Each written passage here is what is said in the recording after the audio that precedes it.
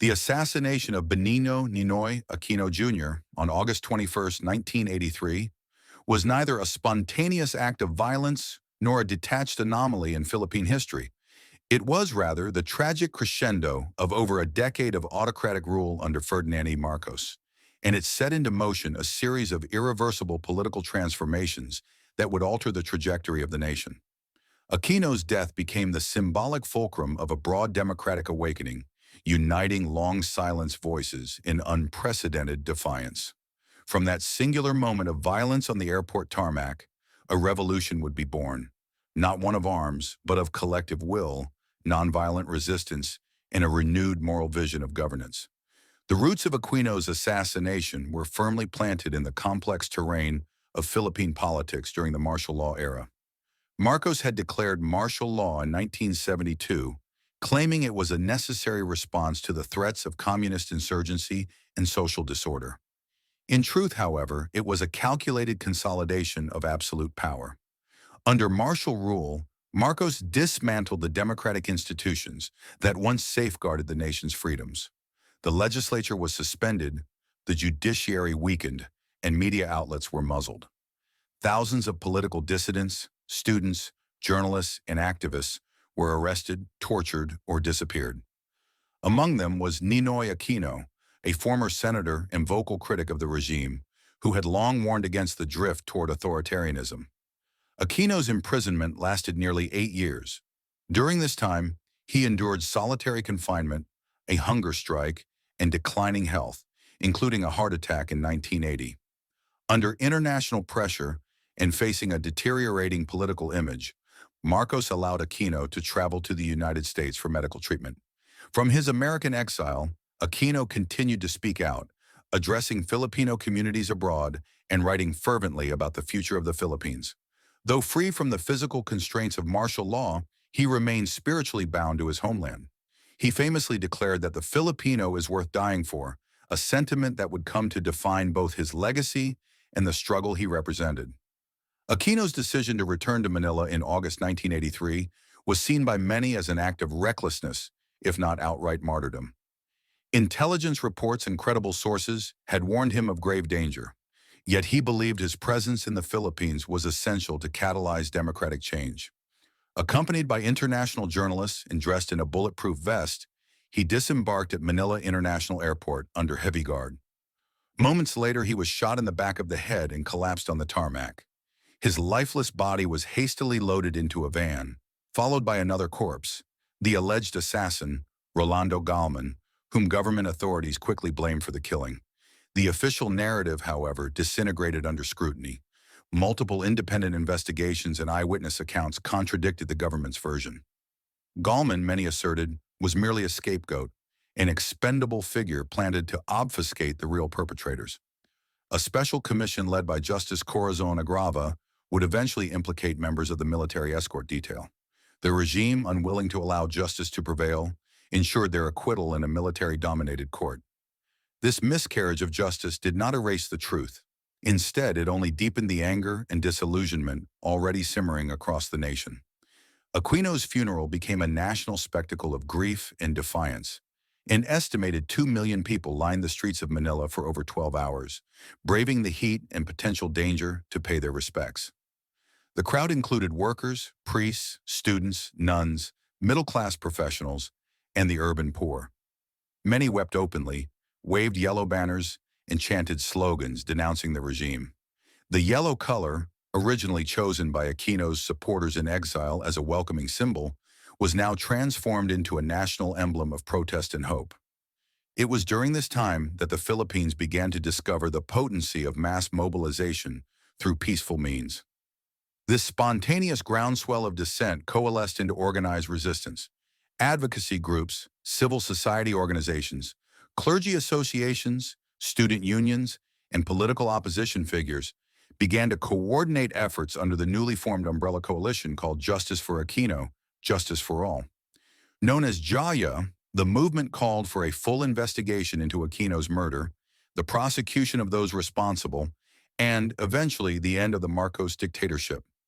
The language of the movement deliberately widened the frame. While Aquino was its immediate martyr, The broader fight was against systemic injustice, corruption, and state violence. Throughout 1983 and 1984, the regime's grip on power began to erode. The economy faltered under the weight of foreign debt, capital flight, and the withdrawal of investor confidence. The peso devalued, inflation soared, and basic commodities became scarce. Public infrastructure deteriorated while wealth remained concentrated in the hands of a few elites, many of whom owed their fortunes to their connections with the Marcos family. The phrase crony capitalism entered the public lexicon, describing the transactional, parasitic relationship between the state and favored oligarchs. As economic hardship deepened, opposition figures found common ground. Formerly fragmented parties and ideological factions began forming strategic alliances. In the 1984 parliamentary elections, despite widespread fraud and intimidation, the opposition secured a significant number of seats, a stark contrast to the near-total dominance of Marcos-backed candidates in previous elections. These gains revealed a seismic shift in public sentiment. The middle class, once passive and politically disengaged, emerged as a powerful political force. Professionals, business owners, and religious groups joined the chorus of criticism, amplifying the demands for accountability and reform. In a fateful move aimed at reasserting legitimacy, Marcos announced a snap presidential election to be held in February 1986. He believed he could manipulate the process to reaffirm his authority, but he underestimated the momentum of the opposition and the emotional power of the Aquino name. Corazon Cory Aquino, Ninoy's widow, was urged to run as the unified opposition candidate. Reluctant at first, she eventually accepted, driven by a moral sense of duty to continue her husband's work and to offer the Filipino people a democratic alternative. Though lacking political experience, Cory's humility, integrity, and quiet strength galvanized support across the archipelago. The 1986 election campaign was one of the most polarized in Philippine history. On one side stood the machinery of a state that had perfected the art of coercion and deception. On the other stood a broad coalition of citizens whose faith in democracy had been rekindled by tragedy and hope. During the campaign, Cory Aquino faced smear tactics, threats, and blatant misogyny, yet she remained unwavering. Her rallies drew massive crowds. The public's yearning for change was palpable.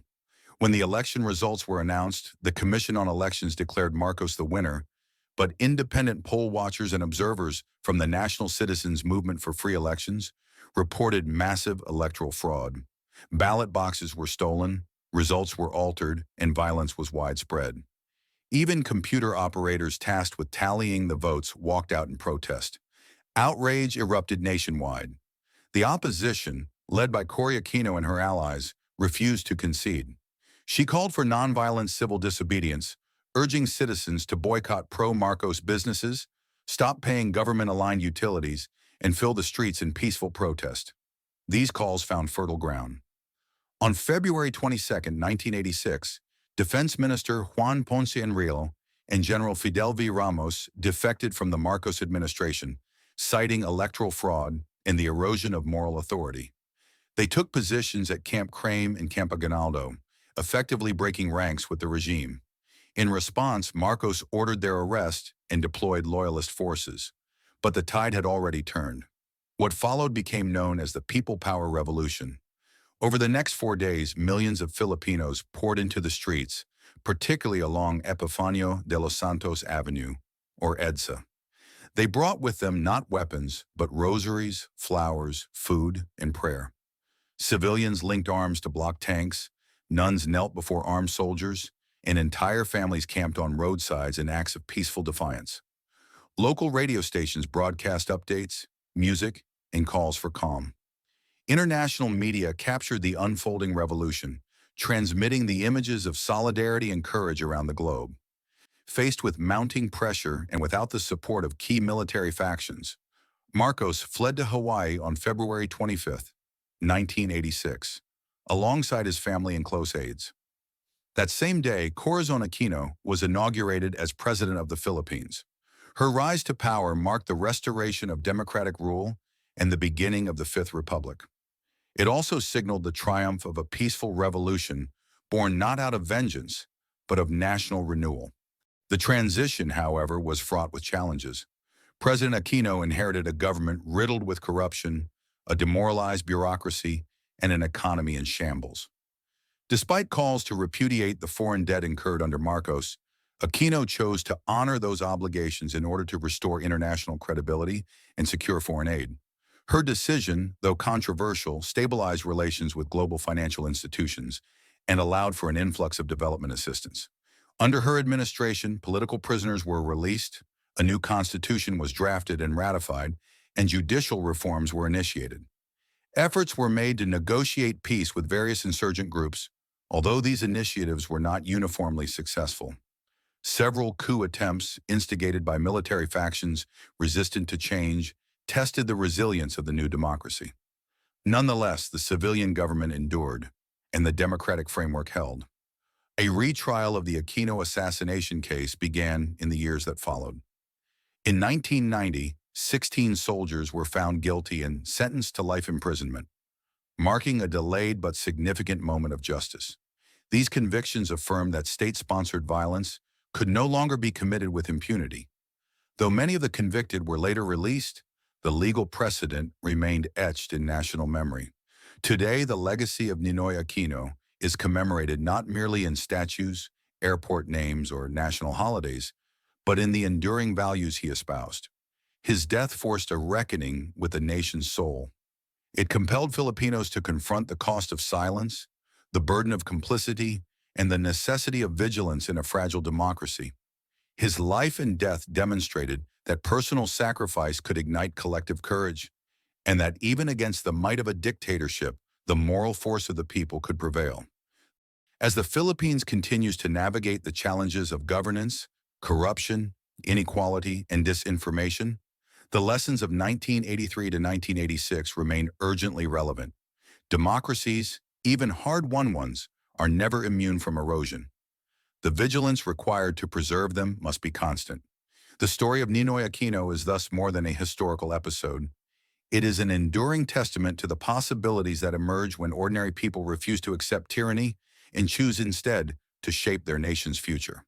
In the end, it was not just a bullet that killed Benigno Aquino Jr. It was an entire system of repression and fear. And yet, his death marked the beginning of the end for that system. Through courage, mourning, and collective resolve, the Filipino people reclaimed their voice. Their story, born in grief, rose into history as a testament to the enduring power of people. Thank you for joining us on this journey through one of history's most defining moments. If you enjoyed this video, don't forget to hit the like button, subscribe, and click the bell icon so you never miss another deep dive into our past.